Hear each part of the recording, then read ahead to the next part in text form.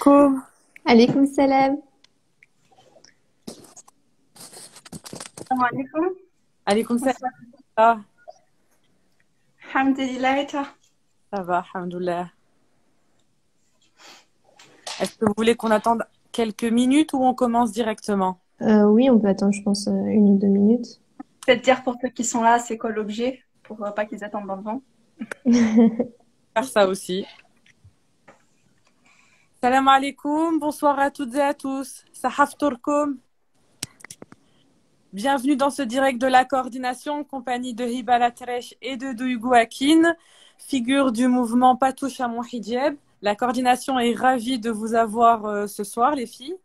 Je pense que sans ne plus tarder, on va rentrer dans le vif du sujet et puis on va vous donner la parole. Est-ce que vous pouvez vous présenter en quelques mots, Dougou et Hiba? Alors oui, bien sûr. Tout d'abord, on aimerait juste vous remercier de nous inviter ici et de nous donner un peu la parole. Et du coup, moi, c'est Dougou, j'ai 25 ans, je suis étudiante en dernière année de gestion d'entreprise. Là, récemment, j'ai commencé à travailler dans une entreprise et à côté de ça, je suis enseignante dans un lycée. Voilà. Mashallah.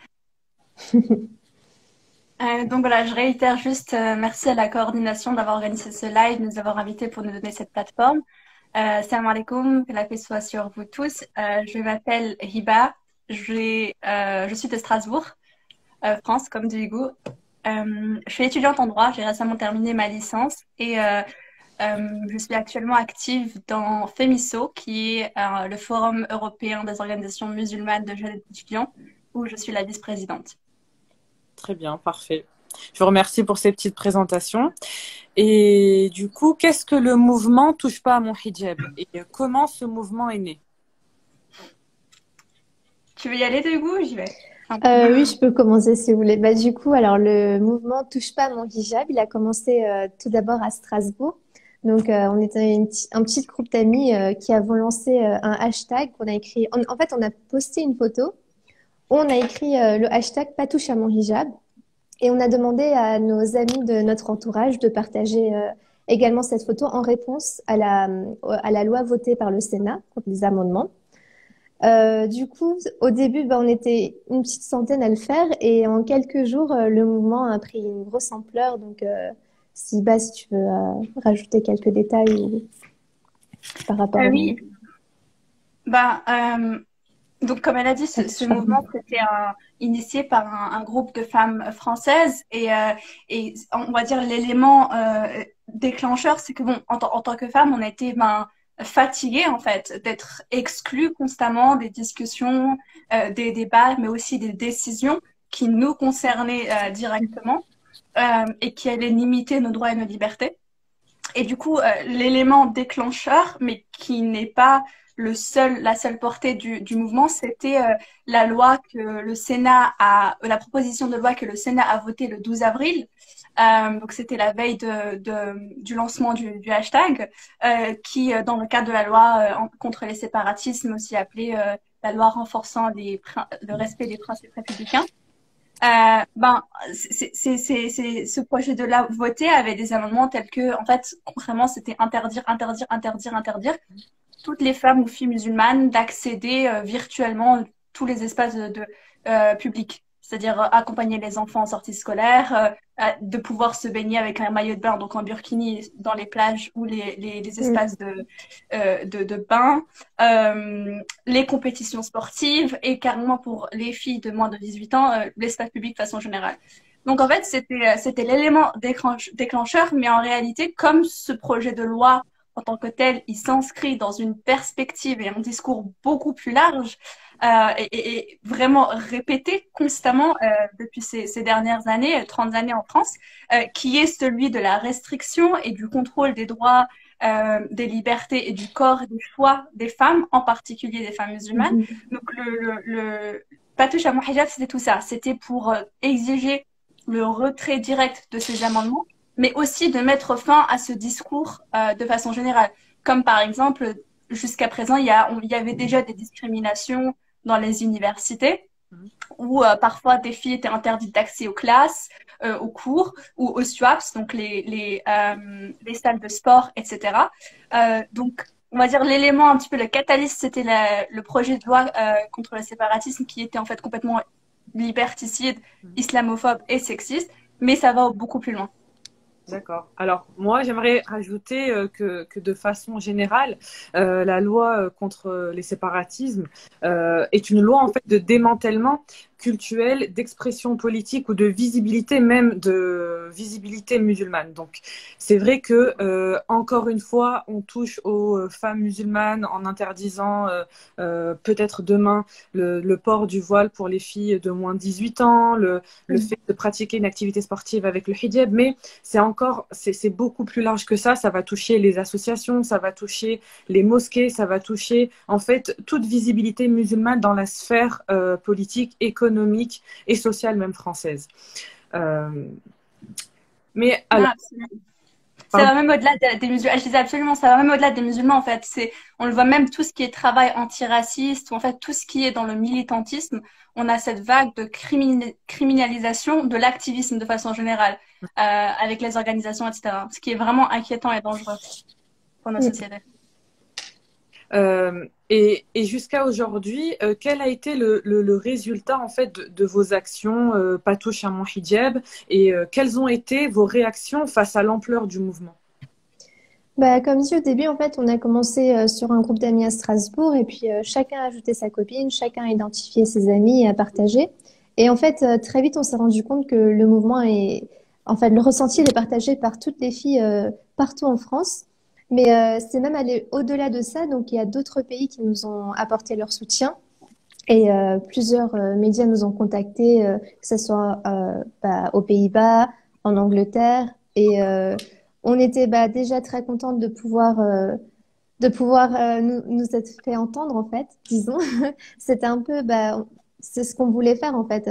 On voulait que le mouvement fasse du bruit et qu'on entende, enfin, comment dire, donner la possibilité à toutes ces filles de s'exprimer, en fait, parce que, comme dit, on nous donne jamais le microphone, donc c'est comme si on était un peu allé le chercher de nous-mêmes et dire non, attendez, on veut pas de ces amendements, on est quand même là, on a notre avis à ce sujet.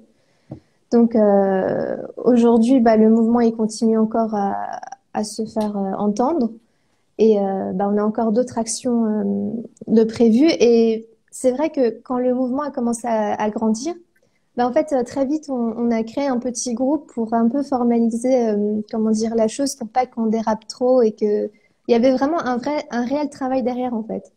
Donc, on s'est réparti les tâches. Certaines se sont occupées des médias, certaines se sont occupées d'écrire les communiqués. Donc, on voulait vraiment que ce soit un message uni et qu'on dise toute la même chose, en fait. Et vous vous connaissiez avant, Hiba, Dougou, ou vous êtes connus juste à travers ce mouvement? Alors, il manque des filles, hein. On est deux, mais il manque des filles. Et du coup, il y a deux autres sœurs. Et je pense qu'avec Dougou, du coup, qui se connaissaient très, très bien déjà et qui étaient très proches. Mais c'est vrai que, nous, on s'est retrouvés, machallah, en une semaine à passer beaucoup de temps ensemble, mais aussi des temps pas toujours faciles. Donc, on se connaissait déjà, mais ça nous a aussi rapprochés et permis de mieux nous connaître.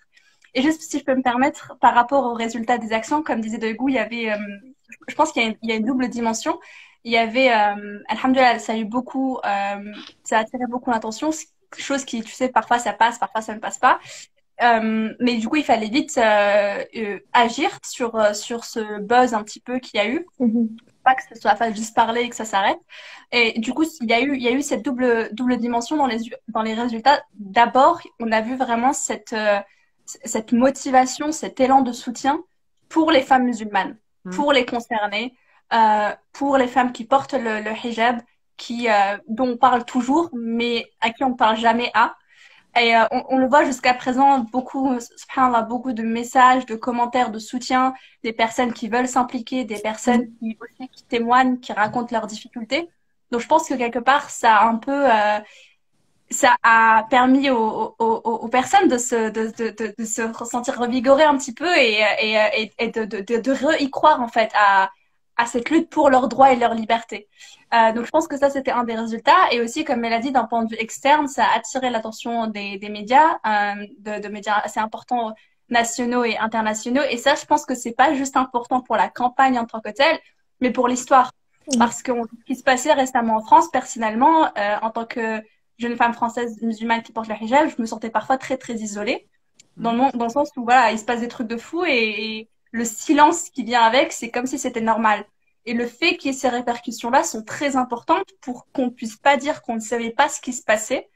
Et je pense par exemple, enfin, l'Union européenne qui actuellement laisse la France comme si ce qui se passait en France n'était pas la même chose que ce qui se passait en Hongrie, etc. Mais aussi le silence même de nos élus. Et du coup, je pense que c'est important que y ait cette trace pour le référentiel et aussi voilà pour documenter malheureusement ces affreuses atteintes à notre liberté. Et justement, ce silence-là de nos élus et d'un certain nombre de médias français, et même le fait qu'on ait dû attendre des réactions de l'étranger, est-ce que ça ne témoigne pas finalement d'une islamophobie d'État, d'un racisme systémique qui est ancré depuis un certain nombre d'années? Parce que comme vous l'avez rappelé en début de ce live, ça fait presque 30 ans déjà qu'on est en train de restreindre petit à petit les libertés des musulmans et notamment des musulmanes en interdisant le port du hijab à l'école, le port du niqab, les mères accompagnatrices en hijab en sortie scolaire. Enfin, il y a un certain nombre de choses qui sont qui vont de mal en pis, si je puis dire. Et du coup, j'aimerais savoir, vous, comment, à titre personnel, vous vivez cette atmosphère islamophobe en France? Je sais pas si tu veux y aller d'abord. Vas-y. Je le vis bien. Non, je plaisante. Non, ça craint en fait. C'est ce qui se passe.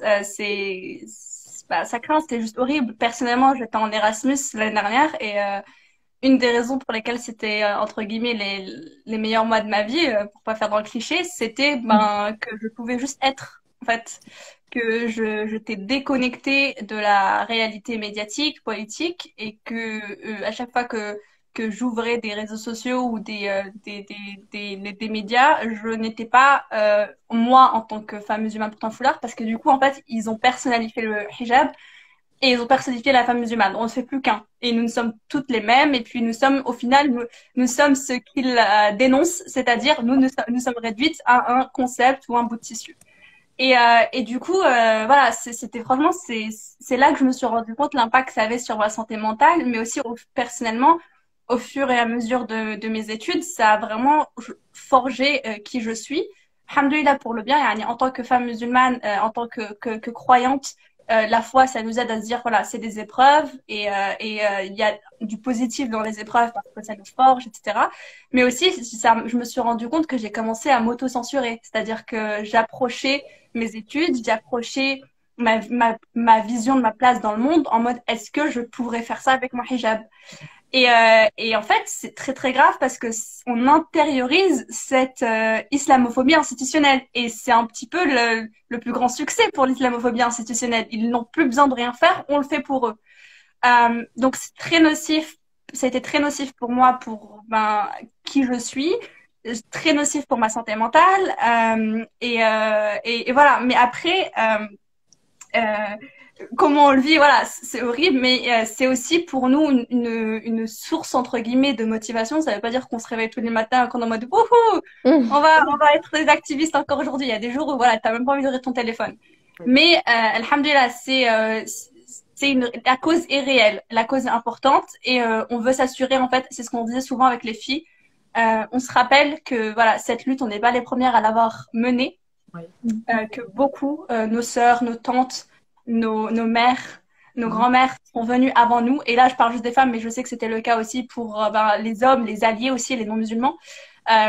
Mais on espère qu'on soit les dernières, en fait, et que ce cercle s'arrête avec nous. Donc, même si c'est très, très pesant sur nous, Inch'Allah, ça ne démotive pas. Et au contraire, c'est une source de motivation pour s'assurer que plus personne ne vive ce qu'on vit. Parce qu'on sait à quel point ça craint. dire vite fait sur ce que tu viens de dire, Hiba, parce que je me reconnais tout à fait dans ce que tu viens de déclarer. C'est vrai que quand on porte le hijab, parfois il arrive que quand on fait nos études, on s'autocensure, on se dit, attends, est-ce que je vais pouvoir faire telle ou telle fonction, métier?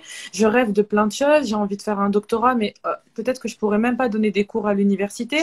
J'ai dû repenser plusieurs fois mon projet professionnel, par exemple. J'ai aussi vécu en Angleterre 1 an et c'est vrai que c'est hallucinant. C'était l'une de mes plus belles années.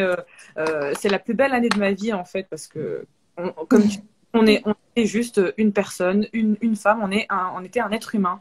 Et c'est vrai que parfois, quand on entend le discours dans les médias, on a l'impression qu'on est des objets, on n'est pas des êtres humains et on parle à notre place sans écouter ce qu'on dit, ou même quand on parle, eh bien, on persiste et on signe. Non, non, non, mais vous savez pas ce que vous dites, c'est... Voilà. Je me reconnais tout à fait dans tes propos. Merci pour ton partage. Merci de te reconnaître. C'est triste que tu te reconnaisses. Ouais. Après, j'aimerais rajouter sur ce qu'elle a dit, Hiba. Comme dit en France, en fait, tous ces amendements, ça a pas commencé du jour au lendemain. C'est vraiment un long processus avec laquelle on se bat en France. On en parlait justement avec le groupe que, en fait, on nous interdit le voile déjà jusqu'au lycée. Ensuite, on nous interdit dans l'espace public. Et avec ces amendements aujourd'hui, c'est ce qu'on se disait, si on nous interdit jusqu'à nos 18 ans, si on nous interdit de travailler avec, de faire du sport avec, mais à quel moment est-ce qu'on pourra porter le hijab en fait? Et ça, c'est vraiment ce qui nous a, comment dire, marqué. Et c'est là où on s'est dit, mais il faut vraiment qu'on passe à l'action. Parce qu'avant nous, il y a beaucoup de femmes qui ont essayé de prendre des actions, on a reçu beaucoup de témoignages à ce sujet, mais ça n'a jamais pris un telle ampleur en fait où on s'est jamais vraiment réunis pour la cause. C'est la première fois que j'ai l'impression qu'en fait, on nous entend petit à petit, un peu râler à ce sujet. Mais après, comme dit, là, ça devient un peu de plus en plus grave parce que interdire le hijab aux mineurs jusqu'à ses 18 ans, c'est quand même le début de quelque chose. Enfin, c'est pas rien. Et on commençait en fait à banaliser ces choses-là, en fait. C'est comme dit, c'est pas parce que il y a des règles que c'est forcément ce qui est de juste. Et on veut mener ces actions avant même que ces amendements passent, en fait. Parce que si ça passe, comme dit, d'ici 10 ans, les prochaines générations, ils vont trouver ça normal, au final. Et quand on va à l'international, on est choqué que, en fait, c'est même pas un sujet qui est abordé. Enfin, ça choque un peu partout. Pardon. Vas-y. Non, vas-y. C'était pour rebondir par rapport à... Excuse-moi, j'ai pas saisi ton nom. Du coup, je suis désolée. Maria. Ah, c'est toi! À la fin du live. Maria. Vous couperez ça au montage. Non, ce que tu disais tout à l'heure, Maria, c'était... est-ce que ça reflète un petit peu le climat et l'islamophobie institutionnelle? Et c'est pour ça que nous, on voulait vraiment être très clair sur Patoucha Mohijab, que ce n'était pas juste les amendements, parce que dans ce cas, ça voudrait dire que si les amendements tombent, Patoucha Mohijab s'arrête. Et en fait, ce qu'on expliquait, c'est que rien que le fait que des sénateurs se soient permis de suggérer ces amendements, qu'ils aient été votés en tant que tels, c'est symptomatique en fait du climat toxique, du climat islamophobe en France, et que du coup il faut tout démanteler en fait. Il faut pas juste parce que les amendements sont inconstitutionnels, ils sont liberticides, mais il y a aussi une stratégie politique, etc. derrière. Mais rien que le fait qu'on est arrivé dans cette société, on se permet en fait de faire de telles choses et que nos élus ne fassent rien, que les institutions qui devraient nous protéger acceptent ce jeu politique. En fait, nous, on nous a réduits en tant que pions sur un échiquier. Et on veut se débarrasser de cet échiquier-là. Et donc, alors pourquoi vous avez décidé de vous engager? Pourquoi, à partir donc, de ces amendements, vous avez décidé de vous engager? Est-ce que vous avez dit, là, c'est trop, la loi sur le séparatisme, ça va trop loin, et donc au départ, vous aviez un petit peu, on va dire, c'est une question, hein, c'est pas ce que je suis en train d'affirmer, mais la loi séparatisme, elle passe, et puis quand ça a évoqué l'interdiction du hijab pour les moins de 18 ans, ça a commencé à vous déranger, ou déjà vous étiez révolté par la proposition de loi, et puis c'était la cerise sur le gâteau, ces amendements-là sur le hijab, le burkini et compagnie? Alors du coup déjà à titre personnel on s'est engagé parce que bon on est déjà les premières concernées par ces amendements donc comme dit c'est même plus des amendements qui visent les signes religieux c'est directement définir le mot hijab comme avant on a défini le mot burkini donc on est vraiment ce sont vraiment les femmes musulmanes donc quand on a lancé le hashtag pas touche à mon hijab ben, on aurait pu très bien dire pas touche à mon signe religieux ou pas touche enfin on a vraiment employé ce mot hijab et pas voile, par exemple, parce que ça concerne la communauté musulmane et, euh, et comme dit, c'est contre ça qu'on voulait se battre parce que c'est vraiment l'islamophobie, en fait. On peut le définir comme ça. Ensuite, est-ce que c'était la goutte d'eau? Ben, non, on était déjà un peu avant, comment dire? On n'avait pas forcément réagi, on n'en pouvait déjà plus de ce climat, mais c'est la première fois qu'avec ce hashtag, disons, qu'on s'est pris, enfin, comment dire, qu'on s'est pris nous-mêmes la parole, en fait. Et je pense que c'est pour ça que beaucoup ont réagi parce que c'était vraiment quelque chose de rempli, en fait. On avait peut-être tous tellement vécu et on avait tous tellement quelque chose à dire que, comme dit, bah, c'était la goutte d'eau qui fait que, bah, on s'est tous lancés dedans et on a tous voulu communiquer nos ressentis à ce sujet-là. D'accord. Ouais. À titre personnel, moi, le climat général, bien sûr, en tant que femme musulmane, ben, machallah, c'est presque, on fait le concours de qui récolte le plus de tard, tu sais. Je suis une femme, j'ai déjà le sexisme. Je suis musulmane, j'ai l'islamophobie. J'ai l'islamophobie genrée et j'ai le hijab. On gagne beaucoup à ce jeu, Ouais. malheureusement. C'est pas un jeu, hein. À ceux qui voudraient me citer, non, ce n'est pas une course à la victimisation, malheureusement. Sinon, on aurait gagné et ça aurait fait du bien de gagner un peu. Non, mais pour revenir au propos, personnellement, je suis quelqu'un qui était déjà engagé dans le militantisme, activisme et moi, enfin, les alarmes sonnaient quand il y avait clairement cette progressive. C'était la première, avant qu'il y ait ces amendements sur le hijab, la première chose qui m'inquiétait, c'était ça. C'était il y a quelques mois, on l'a vu avec la dissolution du CIF, la dissolution de Baraka City, les amendements qui veulent faciliter les dissolutions d'autres associations, qui est appelée amendement UNEF, qui n'a aucune base justement légale et qui encore veut détruire le travail d'antiracisme. Donc en fait, cette petite ces atteintes en fait à notre droit d'association, surtout à la lutte, parce qu'en fait ça touche surtout les minorités qui font un travail d'activisme et du coup on est en train de criminaliser notre lutte pour nos droits. Et on le voit, par exemple, c'est déjà très difficile, par exemple, quand on regarde la lutte contre les violences policières ou d'autres choses, c'est déjà quelque chose qui est dangereux, c'est déjà un terrain qui est difficile, où surtout les minorités sont déjà criminalisées.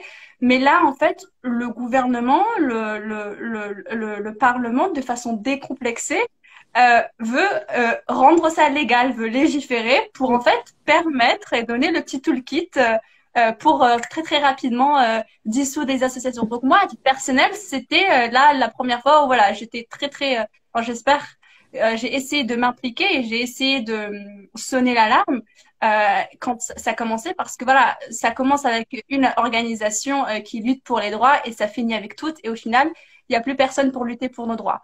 Mais après, oui, il y a eu le mouvement qui avait donc initialement été lancé par Mona Imen et je pense que elle, je veux pas parler en leur nom, mais d'après les histoires, j'ai compris que voilà, elle, c'était aussi par cette nécessité de réclamer cette cause qui est française et on recevait plus de soutien à l'international qu'en France, donc c'était aussi voilà la lancer ici. Donc bien sûr, on va dire que c'était la goutte d'eau qui a fait déborder le vase, mais je pense que ce serait illusoire de se dire que c'est un problème qui vient de débarquer et que ça rentre en fait dans malheureusement une continuité beaucoup plus longue et ancrée. Oui, moi j'ajouterais qu'en fait, il s'agit de criminaliser la pratique de l'islam en France, de criminaliser et d'invisibiliser les musulmans en France. Donc surtout les femmes musulmanes. C'est en ça que cette loi, en fait, c'est un vrai tournant parce que là, on se cache plus. C'est plus des amendements, c'est plus des circulaires, c'est vraiment une loi où il y a un certain nombre d'articles qui criminalisent, oui, en effet, le fait d'être musulman. C'est ça. Et après, donc, tous ces échanges-là, quel est selon vous, ou quel serait le conseil que vous donneriez aux musulmans qui hésitent à s'engager aujourd'hui? Ben, en fait, aujourd'hui, comment dire, on n'oblige personne à s'engager, mais on veut vraiment pousser les personnes à réfléchir sur la société dans laquelle actuellement on vit, sur l'héritage qu'on veut laisser à nos prochains. Parce que, comme dit, ce sont des amendements qui, de un, nous touchent nous, notre futur et les futures générations.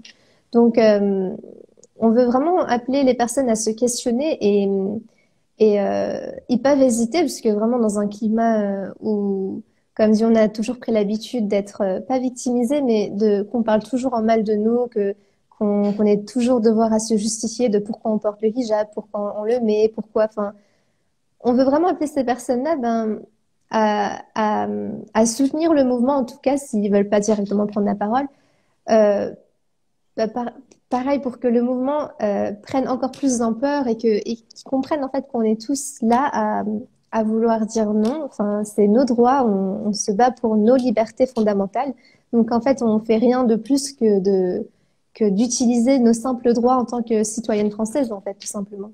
On demande pas quelque chose, enfin, on demande les fondements de notre liberté, donc notre liberté de culte, notre liberté de choisir notre religion et de la pratiquer, et rien de plus. Donc, bah, comme dit, si vous voulez soutenir, ben, n'hésitez surtout pas à écrire le hashtag sur votre main et à poster sur Insta, parce que vraiment, ce mouvement, on aimerait encore le pousser et le pousser.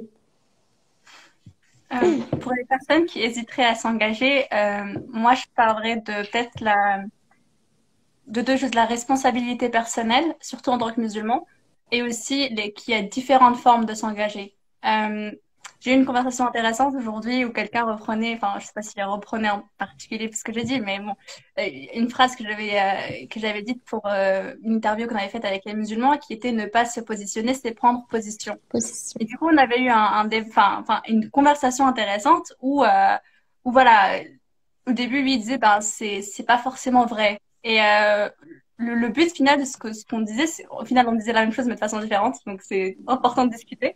Mais ce que je veux dire, c'est qu'en fait, il y a différentes façons de s'engager. Et c'est ce dont on a besoin. C'est-à-dire que nous, on s'attend pas à ce que tout le monde s'engage de la même façon. C'est pas quelque chose qui est périn, c'est pas quelque chose qui fonctionne non plus, c'est pas quelque chose qui est stratégique. On a besoin de différents niveaux d'engagement, mais aussi de différents domaines d'engagement, etc.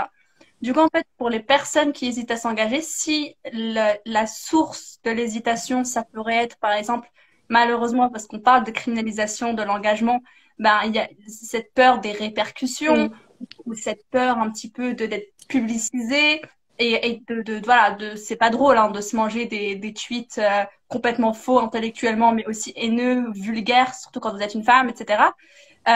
Ce que je peux comprendre, et c'est aussi juste par vie privée, vous préférez un petit peu ne pas vous exposer, mais ça ne veut pas dire que vous ne pouvez pas vous engager. Il y a différentes associations qui existent, et moi, là où je suis pas d'accord, c'est que souvent, peut-être que l'intention est de réveiller la communauté musulmane, mais on dit, vous faites jamais rien. Ça fait 30 ans que personne ne fait rien. Là, je suis pas d'accord, c'est que, c'est juste ce que j'ai vu, donc il y a encore plus de choses que je n'ai pas vues. Machallah, les gens se sont mobilisés depuis avant la loi de 2004 après la loi de 2004, etc. Et ils n'ont cessé de continuer. Nous, on n'est pas, en tant que musulmans, on n'a pas d'obligation de résultat, on a juste l'obligation de moyens. Et ça, les moyens, on les a tous. C'est-à-dire qu'en fait, par quoi ça se traduit, c'est qu'actuellement, en tant que musulmans, ou même juste les non-musulmans qui voudraient voir, mais qui sont humains, on a cette obligation d'essayer, on a cette obligation de vouloir apporter un changement positif. Et peu importe si ça aboutit ou pas, au moins on aura personnellement, on aura pu dire on a essayé. Et comme dit, ça ne veut pas dire que vous devez être le porte-parole, ça ne veut pas dire que vous devez, j'en sais rien, aller sur les plateaux ou que vous devez vous exposer. Vous pouvez rejoindre. Il y a vraiment différents moyens. Il y a les communications, il y a la rédaction. Enfin, c'est très très vaste. Je dirais juste, voilà, réaliser en fait que vous devez prendre soin de vous, vous devez prendre soin de votre famille, mais aussi de votre société et de votre communauté, et que souvent on se sent pas concerné malheureusement. Souvent on est un peu défaitiste et attentiste et on se dit ça passera, ou ah ben de toute façon ces amendements ils vont s'annuler, ou voilà, tous les 2 ans ils ramènent un discours sur l'islam. Certes, mais là on parle pas de eux, on parle de toi et de ta propre responsabilité. Est-ce que toi tu pourras voilà, en tant que croyant, est-ce que, Inch'Allah, le jour du jugement, tu pourras te dire, j'ai tout fait, j'ai fait de mon mieux. Oui. Est-ce que si tu as un jour des enfants ou des petits frères et sœurs qui subissent des injustices, tu pourras leur dire, on n'a peut-être pas réussi, mais au moins on a fait de notre mieux.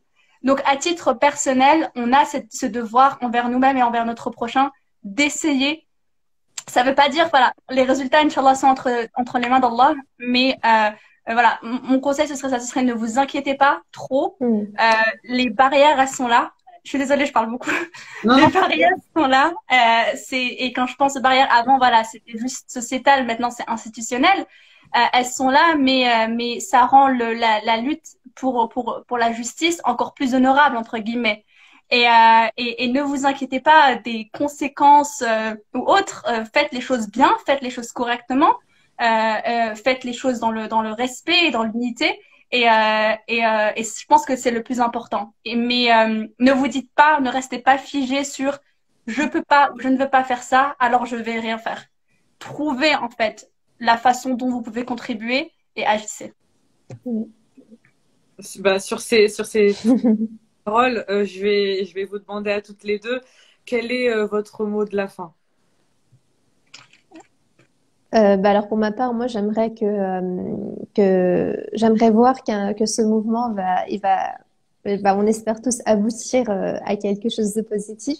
Mais en tout cas, ça a déjà abouti pour moi de quelque chose de positif, parce que comme dit, j'ai ressenti en fait cette union de la communauté musulmane. Enfin, ma voix à moi tout seul, elle ne compte pas, mais quand on est tous ensemble, on arrive vraiment à se faire entendre et ça fait vraiment très plaisir de voir qu'on s'entraide dans ces situations-là. Donc, n'hésitez pas, comme dit, à continuer à nous encourager, à partager vos histoires aussi avec nous et prendre part au mouvement, puisque ça nous concerne tous.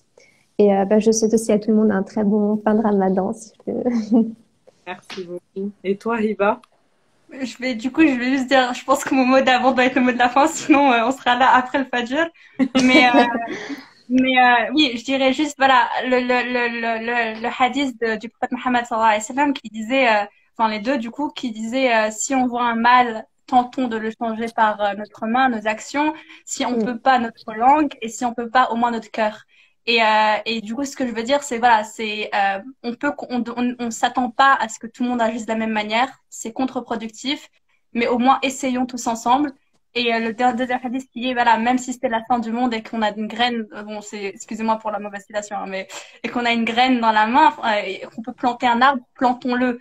Donc, même si on sent que ça ne sert à rien, ou même si on sent que c'est inutile, sentons encore, réessayons, et gardons espoir, Inch'Allah, en Allah. Et comme l'a dit Doigo, je pense, des choses très importantes, c'est l'unité.